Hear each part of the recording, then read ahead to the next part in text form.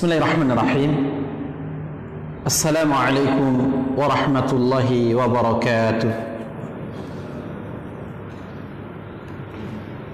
Innal hamdalillah nahmaduhu wa nasta'inuhu wa nastaghfiruh wa na'udzu billahi min shururi anfusina wa min sayyiati a'malina. Man yahdihillahu fala mudilla lahu ومن يضلل فلا هادي له وأشهد أن لا إله إلا الله وحده لا شريك له وأشهد أن محمدا عبده ورسوله يا أيها الذين آمنوا اتقوا الله حق تقاته ولا تموتن إلا وأنتم مسلمون يا أيها الناس اتقوا ربكم الذي خلقكم من نفس واحدة وخلق منها زوجها وبث منهما رجالا كثيرا ونساء واتقوا الله الذي تساءلون به والأرحام إن الله كان عليكم رقيبا يا أيها الذين آمنوا اتقوا الله وقولوا قولا سديدا يصلح لكم أعمالكم ويغفر لكم ذنوبكم ومن يطع الله ورسوله فقد فاز فوزا عظيما أما بعد فإن أصدق الحديث كتاب الله وخير الهدى هدى نبينا محمد صلى الله عليه وسلم وشر الأمور محدثاتها وكل محدثة بدعة وكل بدعة ضلالة وكل ضلالة في النار وبعد. Alhamdulillah, puji syukur kita panjatkan kepada Allah Subhanahu wa taala yang telah memudahkan kita untuk bisa melanjutkan kajian rutin kita dari kitab Iqadul Himmah Littiba'i Nabiyil Ummah sallallahu alaihi wasallam. Pada pertemuan sebelumnya kita telah sampai pada bahasan ayat yang kelima dari bagian yang kedua terkait dengan kategori atau kelompok-kelompok ayat yang berbicara dan menunjukkan akan balasan yang Allah sediakan bagi orang-orang yang bertakwa dan taat kepada Rasulullah sallallahu alaihi wasallam. Dan di sini kita masuk pada ayat yang ke-6 yang menjadi dalil wajibnya untuk mentaati Rasulullah alaihi salatu wasallam bagi seluruh kaum muslimin tanpa terkecuali. Ayat yang ke-6 dibawakan dari surat An-Nur ayat yang ke-51. Yang mana Allah Subhanahu wa taala berfirman, "Innama kana qaulal mu'minin idza du'u ila Allahi wa rasulihi liyahkuma bainahum ay yaqulu sami'na wa ata'na wa ulaika humul muflihun." Sesungguhnya ucapan kaum mukminin yang seharusnya mereka sampaikan apabila diseru kepada Allah dan Rasulnya, kepada Quran dan Sunnahnya, liyahkuma bainahum, untuk berhukum kepada keduanya di antara mereka, ayyaqulu sami'na wa ata'na, mereka satu kata mengatakan sami'na wa ta'na, kami mendengar dan kami taat. Wa ulaika humul muflihun, dan mereka itu adalah orang-orang yang mendapatkan kejayaan. Ayat yang mulia ini, ma'asyiral muslimin, mengajarkan kepada kita untuk selalu menyerahkan diri kita kepada Allah dan Rasulnya, mengembalikan semua perkara kepada Al-Quran dan sunnah Nabi-Nya yang mulia sallallahu alaihi wasallam. Sebagaimana halnya ayat ini menunjukkan tidak dibolehkannya hawa nafsu masuk dalam urusan ini. Artinya ketika kita disuruh kepada Al-Quran, kepada sunnah Rasulullah alaihi salatu wassalam untuk mengikuti apa yang sudah ada, tidak dibenarkan hawa nafsu kita mencampuri urusan tersebut. Kewajiban kita adalah sami'na wa ata'na. Kami mendengar dan kami taat. Makanya para ulama mengatakan wa inna ma'alaina taslim. Sesungguhnya kewajiban atas kita semua hamba-hamba Allah yang beriman adalah menyerahkan diri kepada Allah Subhanahu wa ta'ala. Karena kita yakin bahwasanya Al-Quran dan sunnah Rasulullah alaihi salatu wassalam tidaklah membawa kepada kemudaratan, tidaklah membawa kepada kecelakaan dan kerugian. Justru keduanya akan mengantarkan kita kepada cinta dan ridhanya Allah dan mengantarkan kepada surganya Subhanahu wa ta'ala. Qala al-Imam Ibn Katsir rahimahullah, Al-Imam Ibn Katsir dalam kitabnya mengatakan ay sam'an wa ta'atan. Maksud dari ay yaqulu sami'na wa ata'na adalah sam'an wa ta'atan, yaitu mendengar dan taat. Tidak ada komen, tidak ada komen sama sekali. Apapun yang Allah firmankan dan apapun yang disabdakan oleh Rasulullah alaihi salatu wassalam, kita mendengar itu semuanya, kita lakukan, kita jalankan. Jika itu perintah, kita kerjakan. Jika itu larangan, kita tinggalkan. Walihada wasafahum ta'ala bil falah. Oleh karena itu Allah mensifatkan mereka dengan keberuntungan, kejayaan. Wa huwa nailul matlub wassalamatu minal mahrum, yaitu mendapatkan surganya Allah dan mendapatkan keselamatan dari ancaman neraka. Faqala ta'ala, Allah mengatakan wa ulaika humul muflihun, dan mereka itu adalah orang-orang yang beruntung. Beruntung maksudnya di sini adalah beruntung mendapatkan surganya Allah dan keselamatan dari ancaman api neraka. Karena apa? Karena mereka mendengar, karena mereka taat kepada Allah dan Rasulullah sallallahu alaihi wasallam. Dan di sini menunjukkan kepada kita ma'asyiral muslimin, kunci keberuntungan, kunci mendapatkan kejayaan, kunci mendapatkan kesejahteraan dunia akhirat adalah dengan kita mendengar dan mentaati apa yang Allah firmankan dan apa yang disabdakan oleh Rasulullah sallallahu alaihi wasallam. Tidak lebih dari itu. Berbeda dengan orang-orang liberal, tidaklah mereka mendapatkan satu ayat maupun satu hadis yang kedua-duanya kita tahu bahwasanya ayat Al-Quran merupakan mukjizat yang tidak terbantahkan dan akan selalu dijaga oleh Allah Subhanahu wa ta'ala dari kebatilan sampai hari kiamat. Demikian pula sunnah Rasulullah sallallahu alaihi wasallam.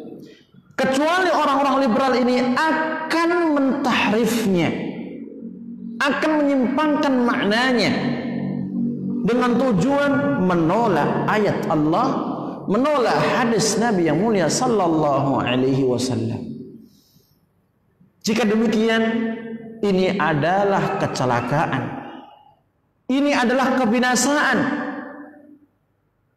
Jangan sampai kita terheran dan terpukau dengan berbagai macam gelar yang barangkali ia miliki. Doktor, atau mungkin profesor, atau berbagai macam embel-embel yang lainnya. Jika mereka mempertentangkan satu ayat dengan yang lain, mempertentangkan hadis dengan yang lain, bahkan mengadu antara ayat dengan hadis, dan mereka fahami sesuai dengan hawa nafsunya,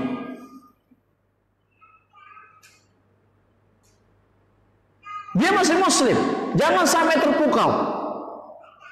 Karena kewajiban seorang muslim, seorang mukmin yang baik adalah mendengar dan menjalankan apa yang didapatkan dari Al-Quran dan hadis Nabi yang mulia sallallahu alaihi wasallam. Wa yukhbiru Rabbu azza wa jalla fi hadhihi al-ayah 'anil hal allati yanbaghi lil mu'min an yakuna 'alayha wa hiya al-istijabatu li awamirillahi wa rasulih.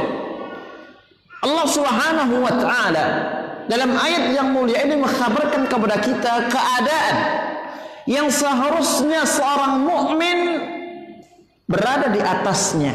Apa itu? Al-istijabatu li awamirillahi wa rasulih, yaitu bersegera untuk melaksanakan perintah Allah dan Rasulnya. Was-sam'u wat-ta'ah wal-inqiyad wal-idhan, mendengar, taat, tunduk dan patuh kepadanya. Dzalika anna hadzal sinf minan nasi wa humul mu'minun masdaru talaqqihim kitabullah wa sunnati rasulih sallallahu alaihi wasallam. Yang sedemikian itu karena golongan yang Allah sifatkan dengan mendapatkan keberuntungan ini hakikatnya adalah sumber di dalam mereka membangun agama adalah Al-Quran dan sunnah Rasulullah sallallahu alaihi wasallam. Wa annal mu'minina la majala lil ahwa' indahum ma'a awamirillahi wa rasulih. Ini yang kita garis bawahi. Wa annal mu'minina la majala lil ahwa'i indahum ma'a awamirillahi wa rasulih.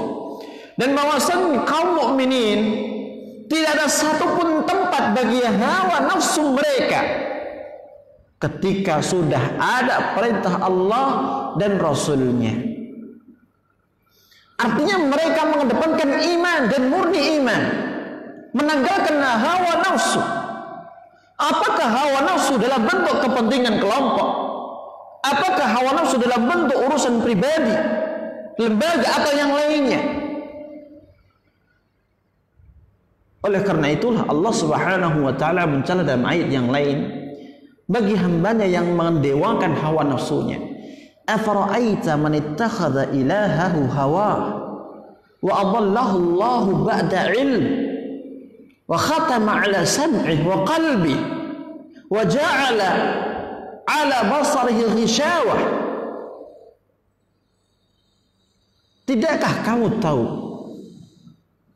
orang yang Allah sesatkan dari jalan yang lurus setelah dia memiliki ilmu, setelah dia faham agama, tahu ayatnya, tahu hadisnya, tahu tafsirnya, tahu syarahnya dari kalangan para ulama, akan tapi Allah sesatkan. Mengapa? Ittakhadha ilahahu hawa, karena dia mengambil hawa nafsunya sebagai Tuhan, sebagai sesembahan yang ia prioritaskan daripada Allah Subhanahu wa taala.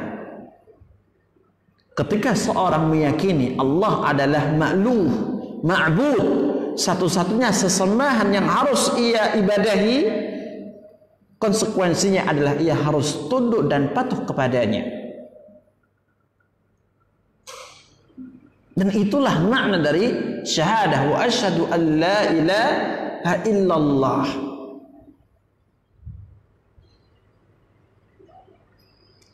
Kemudian Allah mengatakan wa khatama ala sam'ih.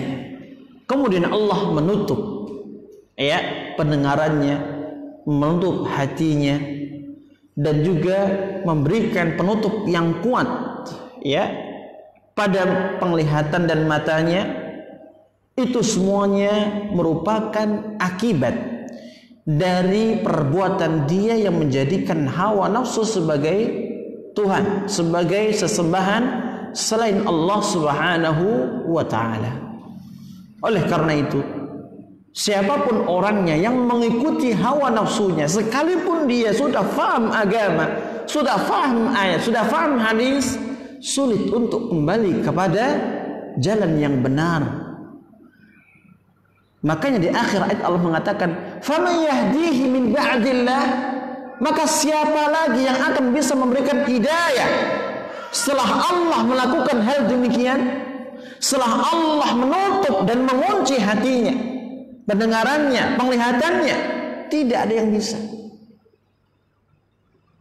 Dan disinilah ma'asyiral muslimin, bahayanya kita mengikuti hawa nafsu kita setelah kita faham dan mengerti ayat Al-Quran, mengerti hadis-hadis Nabi yang mulia sallallahu alaihi wasallam. Kemudian dikatakan di sini, wa man kanat hadhihi sifatuhum fa inna lahum fi akhir al-ayah bisharatan bi rahmatillah wa hiya ma wa'adahum Allah bihi faqala wa ulaika humul muflihun. Orang yang memiliki sifat demikian dan sifat itu ada pada diri mereka, maka sesungguhnya pada akhir ayat tadi terdapat kabar gembira akan rahmat Allah, yaitu apa yang Allah janjikan untuk mereka. Wa ulaika humul muflihun. Mereka itu, mereka siapa dimaksud? Orang-orang yang mendengar dan taat ketika diseru untuk kembali kepada Al-Quran dan kembali kepada sunnah Rasulullah. Orang-orang yang mentaati Allah dan Rasulnya, orang-orang yang selalu menjaga perintah Allah dan larangannya. Humul muflihun, kata Allah, mereka itu adalah orang-orang yang mendapatkan keberuntungan dan kejayaan.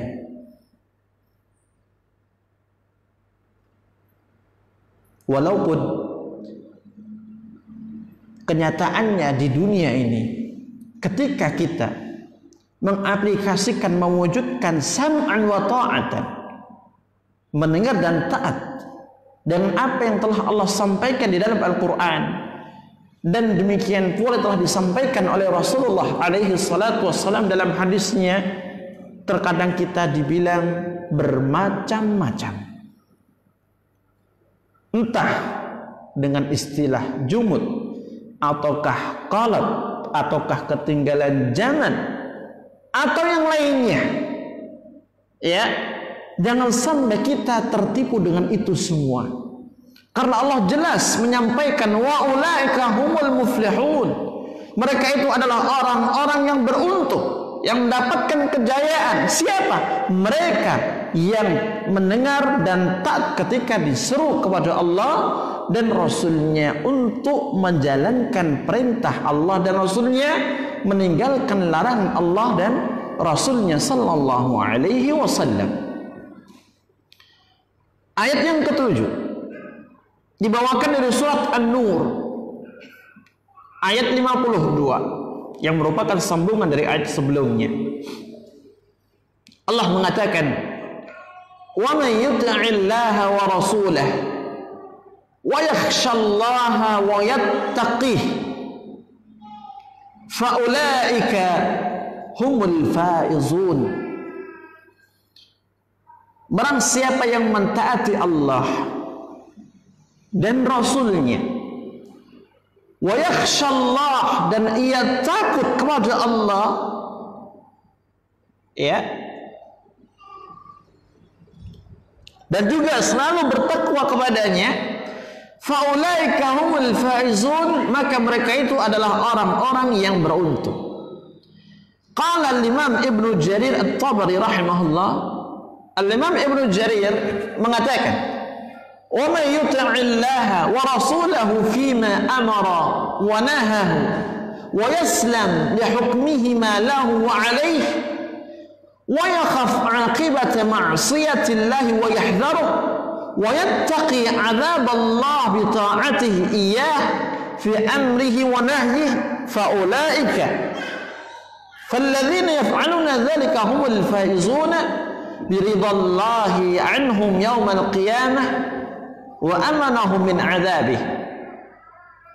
Artinya, barang siapa yang taat kepada Allah dan Rasulnya pada perkara yang Allah perintahkan dan pada perkara yang Allah larang, serta ia berserah diri kepada hukum Allah dan Rasulullah, wa yakhaf 'aqibata ma'siyatillah wa yahdharuh, demikian pula dia takut akan siksa dan sanksi serta ancaman Allah dari maksiat kepadanya, sehingga dia menjauhinya. Wa yattaqi 'adzab Allah bi ta'atihi iyah, dan ia juga takut akan azab Allah dengan melakukan ketaatan kepadanya, menjalankan perintahnya, menjauhi larangannya. Faulaika, maka mereka itu, ay alladzina yaf'aluna dzalik, yaitu orang-orang yang melakukan hal demikian, humul faizun, mereka itu adalah orang-orang yang beruntung mendapatkan ridha Allah pada hari kiamat dan juga mendapatkan keamanan dari Allah dari api neraka. Ayat yang mulia ini, ma'asyiral muslimin, merupakan kabar gembira pula bagi hamba Allah yang mentaati Rasulullah sallallahu alaihi wasallam. Ketika Allah menyebutkan wa may yuti'illaha wa rasulahu, barang siapa yang taat kepada Allah dan Rasulnya, maka di akhir ayat Allah katakan faulaika humul faizun, mereka itu adalah orang-orang yang beruntung mendapatkan ridha Allah pada hari kiamat dan mendapatkan keamanan dari ancaman api neraka. Kemudian ditambahkan di sini, ya, wa yakhshallaha wa yattaqih. Di samping dia taat kepada Allah, taat kepada Rasulnya sallallahu alaihi wasallam, dia juga takut akan azab Allah gara-gara maksiat yang pernah ia lakukan dahulu. Dan kita tahu yang namanya manusia tentu tidak bisa terlepas dari yang namanya salah, dosa, dan yang sejenisnya. Oleh karena itu, ya, pada ayat yang mulia ini terdapat isyarat, khususnya pada redaksi wa yakhshallaha, menunjukkan, ya, harus adanya khauf pada diri seorang muslim. Makanya para ulama mengatakan ar-raja' wal khauf mithla janahai tayr. Raja, rasa berharap, dan juga rasa takut, itu tak ubahnya seperti dua sayap burung, yang mana seorang muslim harus berjalan beriringan dengan dua hal di atas.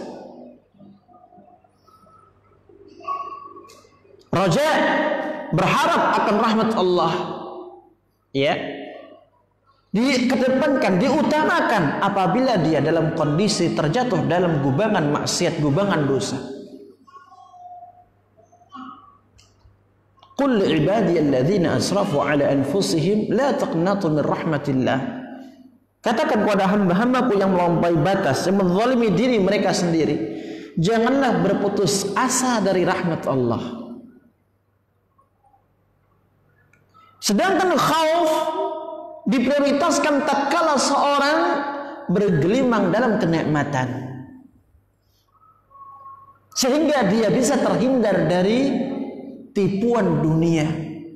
Karena Allah Maha Kuasa, bisa jadi sewaktu-waktu Allah memberikan ujian kepadanya di atas kenikmatan tersebut, atau bisa jadi itu merupakan istidraj dari Allah Subhanahu wa ta'ala.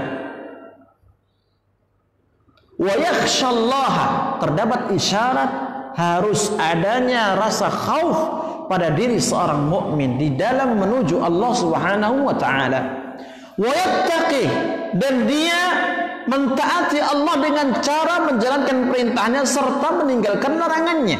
Dan ini merupakan bentuk takkid penguat dari wa may yuti'illah wa rasulah. Kemudian Al-Imam Ibnu Katsir mengatakan wa may yuti'illah wa rasulah, dan barang siapa yang taat kepada Allah dan Rasulnya. Qala Qatadah mengatakan yuti'illah wa rasulahu fima amarahu bihi wa taraka ma nahayahu anhu wa yakhshallaha fima madha min dhunubihi wa yattaqi fima yastaqbil. Kata Qatadah, maksud dari firman Allah, dan barang siapa yang taat kepada Allah dan Rasulnya adalah dia mentaati Allah dan Rasulnya pada perkara yang Allah perintahkan dengan menjalankan perintah itu dan meninggalkan larangan yang telah dilarang oleh Allah dan Rasulnya. Wa yakhshallaha fima madha min dhunubihi, dan ia takut kepada Allah dari sebab dosa dan maksiat yang pernah ia perbuat. Wa yattaqi fima yastaqbil, dan kemudian dia menjaga diri, bertakwa kepada Allah, ya, dengan menjalankan perintah dan meninggalkan larangannya pada masa sekarang dan berikutnya. Artinya Allah Subhanahu wa taala tatkala menggabungkan wa yakhshallaha wa yattaqi wa yakhsha, takut kepada Allah dari perbuatan yang dulu pernah ia lakukan, takut akan siksa Allah Subhanahu wa taala, wa yattaqi, dan dia ketika bertaubat kepada Allah mendapatkan hidayah, dia selalu menjaga batasan Allah, selalu bertakwa, selalu menjalankan perintahnya dan meninggalkan larangannya.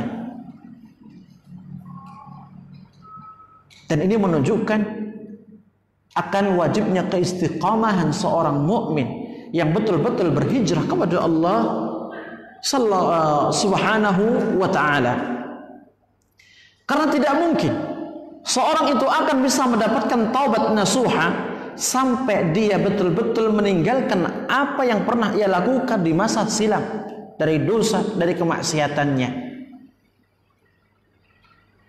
Dan dia harus selalu menjaga keistiqaman itu dengan takwa kepada Allah, menjalankan perintahnya dan berusaha untuk meninggalkan dan menjauhi larangan Allah. Wa qawluhu faulaika humul faizun, mereka itu adalah orang-orang yang beruntung, adalah alladzina fazu bi kulli khair wa amanu min kulli syarrin fid dunya wal akhirah. Artinya adalah orang-orang yang mendapatkan keberuntungan dengan berbagai macam kebaikan, yang diantaranya adalah ridha Allah Subhanahu wa taala pada hari kiamat, dan mendapatkan keamanan dari segala macam keburukan dunia dan akhirat. Yang namanya beruntung, ya, tidaklah terbatas hanya pada lingkup duniawi. Akan tapi keberuntungan itu haruslah juga mencakup ukhrawi.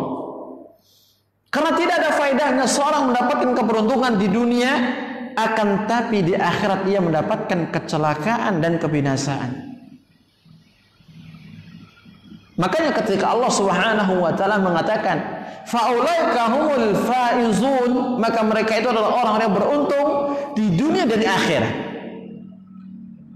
Di dunia ia mendapatkan hidayah dan tambahan hidayah serta keamanan dari berbagai macam kekufuran dan kesyirikan, dengan dia menegakkan ketaatan kepada Allah dan Rasulullah sallallahu alaihi wasallam.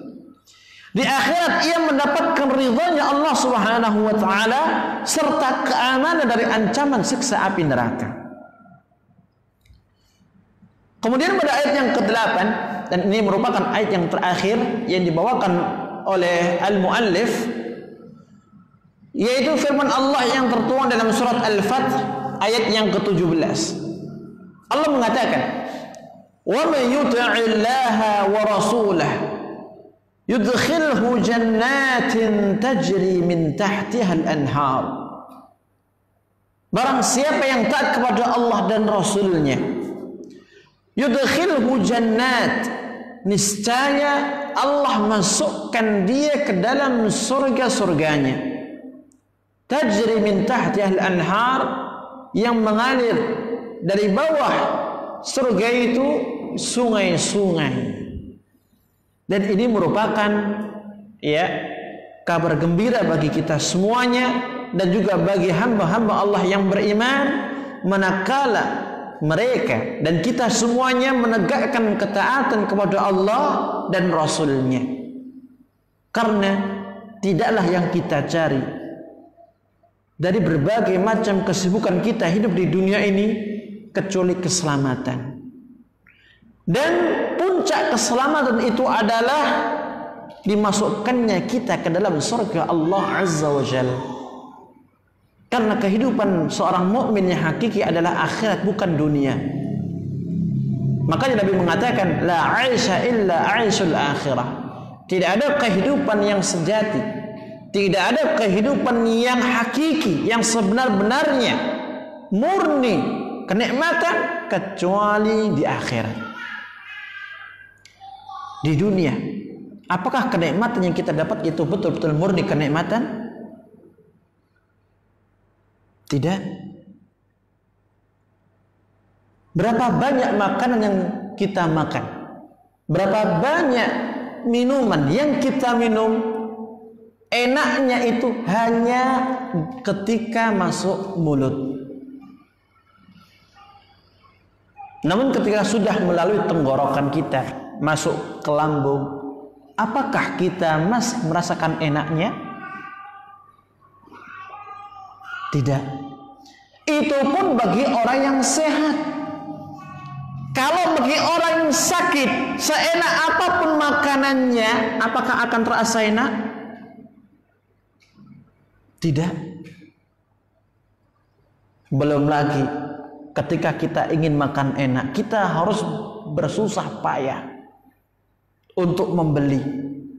Beli pakai apa? Pakai uang.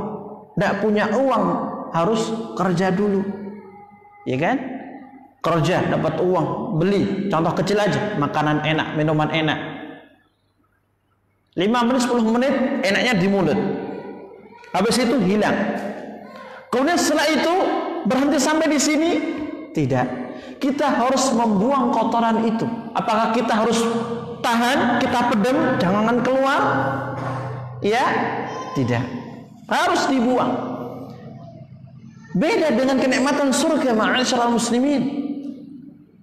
Ya, kita pingin kenikmatan yang sungguh luar biasa, baik makanan minuman, tidak perlu kita bekerja, tinggal minta. Bahkan bukan hanya minta, apa yang terbetik dalam hati kita Allah langsung berikan di waktu itu.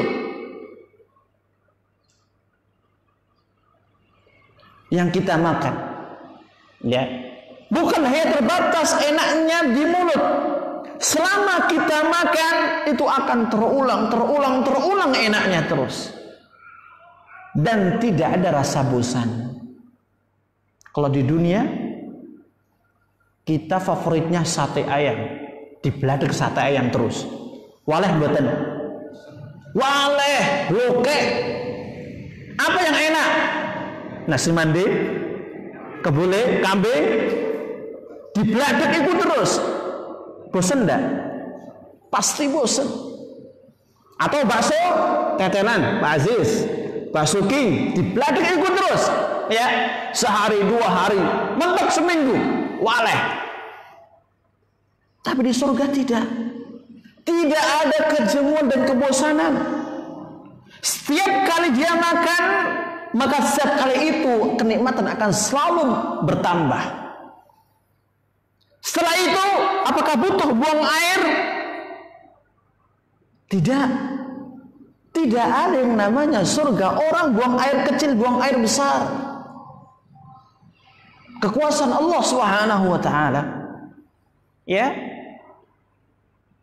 Jauh, amat sangat jauh kenikmatan surga dengan kenikmatan dunia. Oleh karena itu, ya, untuk meraih kenikmatan surga, kenikmatan hakiki adalah dengan kita selalu dan terus berusaha dan berupaya untuk menegakkan ketaatan kepada Allah dan Rasulnya Sallallahu Alaihi Wasallam dengan mendengar dan taat. Sami'na wa ata'na. Kita mendengar apa yang Allah firmankan, kita mendengar apa yang Allah sabdakan. Yang keduanya perintahkan kepada kita, kita mendengar dan kita mentaatinya. Kita jalankan jika itu perintah, kita tinggalkan apabila itu larangan Allah dan Rasulullah sallallahu alaihi wasallam. Sebenarnya kunci keselamatan, kunci keberuntungan semua sudah dijelaskan oleh Allah Subhanahu wa taala dalam tanda kutip secara teori. Ya. Dan yang kita baca masih 3 ayat yang merupakan nukilan dari berbagai macam surat. Belum kita buka ayat-ayat Allah yang lain. Akan tetapi proses untuk mewujudkan teori di atas, dalam tanda kutip ya, kita istilahkan dengan teori untuk memudahkan pemahaman, mewujudkan kunci tadi itu butuh perjuangan, butuh kesabaran dan keistiqamahan. Dan dari situlah Allah menilai. Nah,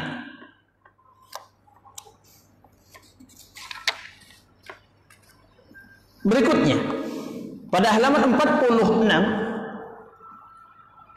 kita akan masuk pada bagian yang ketiga,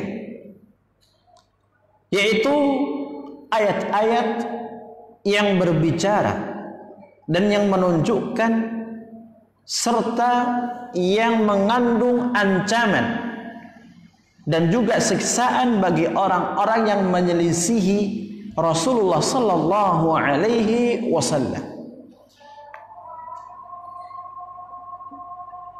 Azan, Pak. Baik, monggo azan dulu.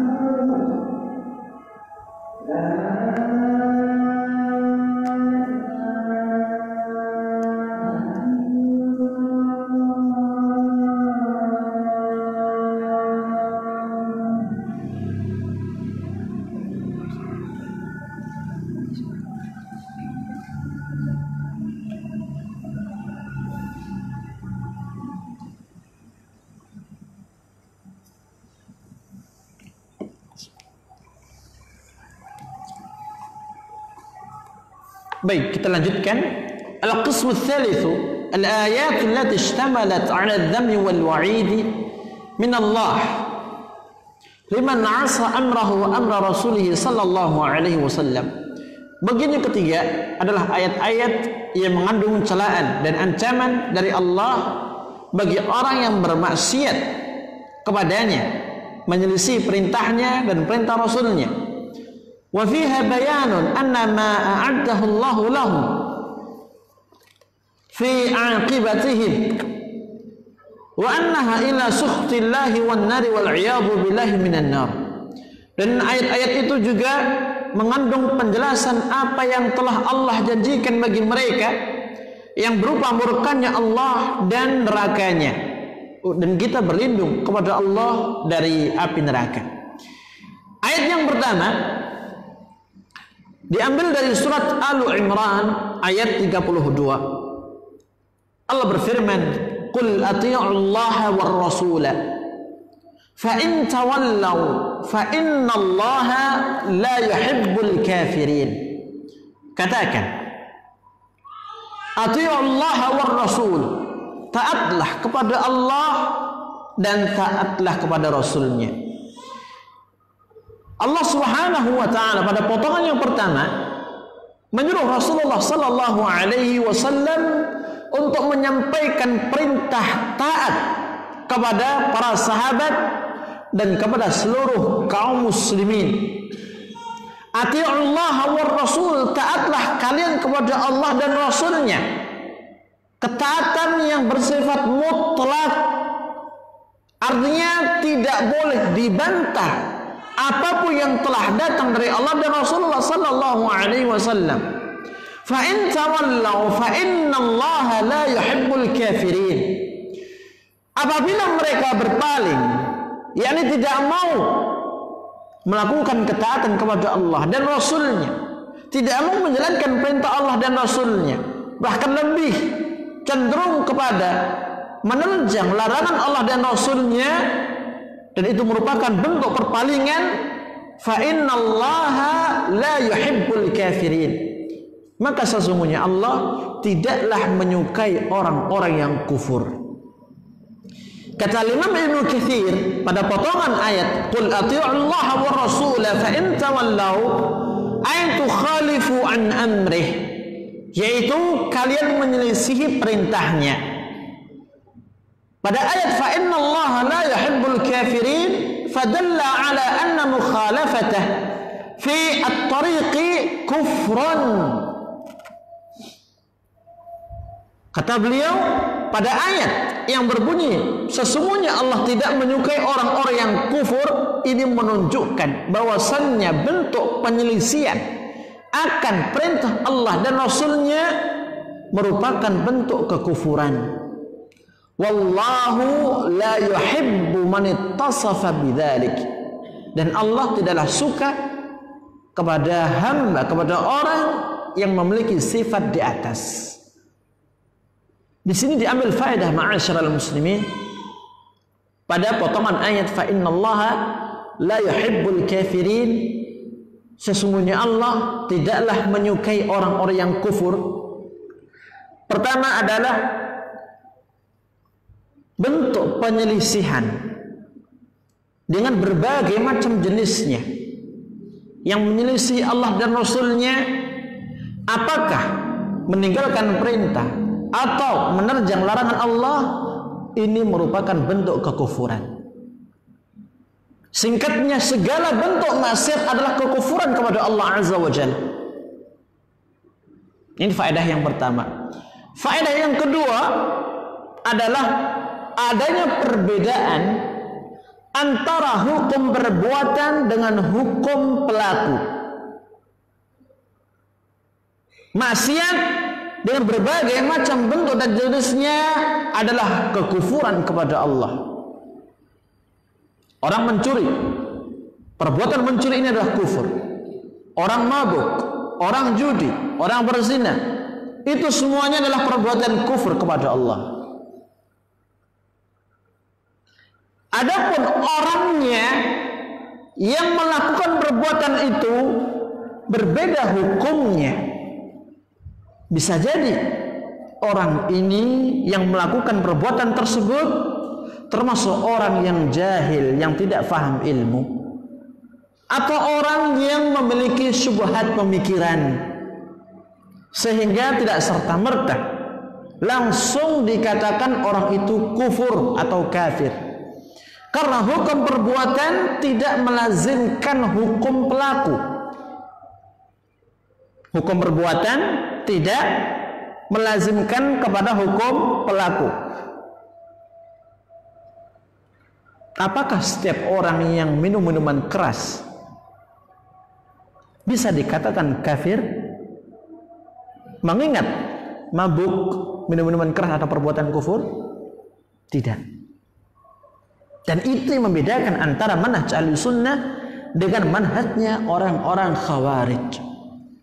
Orang-orang Khawarij, mereka memiliki kaidah, setiap perbuatan yang menyandang hukum kufur mewajibkan dan mengharuskan pelakunya untuk dihukumi sebagai orang yang kufur.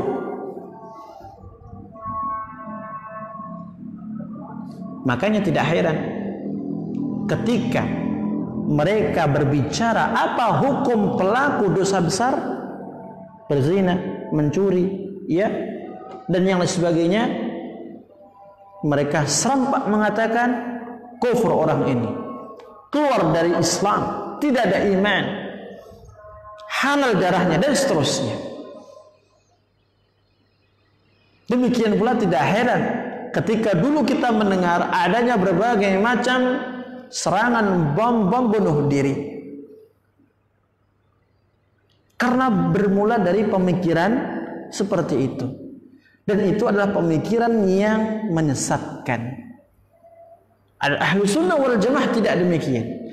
Ahlussunnah membedakan antara hukum perbuatan dengan hukum pelaku. Ya, makanya seperti Al-Imam At-Tahawi dalam kitabnya Al-Aqidah Tahawiyah menyampaikan, wa nahnu, yani Ahlussunnah wal Jamaah, la nukaffiru ahadan bi dhanbin ma lam yastahillah. Kami Ahlussunnah tidaklah bermudah-mudah mengkufurkan ahli Islam hanya dengan sebab dosa yang ia lakukan.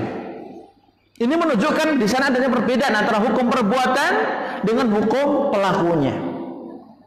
Hatta yastahillah, sampai orang itu meyakini halalnya perbuatan maksiat tersebut. Dan itu ditopang dengan berbagai macam banyak dalil. Yang diantaranya sabda Nabi yang mulia sallallahu alaihi wasallam, la yazni zani hina yazni wa huwa mu'min, ila akhir al-hadis.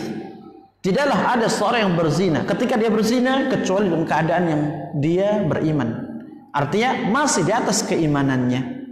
Dan itu menunjukkan adanya perbedaan hukum perbuatan dengan hukum pelaku. Kemudian dikatakan, wa in da'a wa za'ama fi nafsihi annahu muhibbun lillahi wa yataqarrabu ilaihi. Sekalipun dia mendakwakan dirinya dan menyangka kalau dirinya sudah mencintai Allah dan mendekatkan diri kepadanya, hatta yutabi'a ar-rasul an-nabiy al-ummi khatam ar-rusul wa rasulullah ila jami'i thaqalaini al-jinn wal ins, sampai dia mengikuti rasul nabi yang ummi, penutup para rasul, serta utusan Allah kepada golongan jin dan seluruh manusia. Alladzi law kana al-anbiya'u bal al-mursalun bal ulul azmi minhum fi zamanihi ma wasi'ahum illa ittiba'ah wad-dukhul fi ta'atihi wattiba'u syari'atih.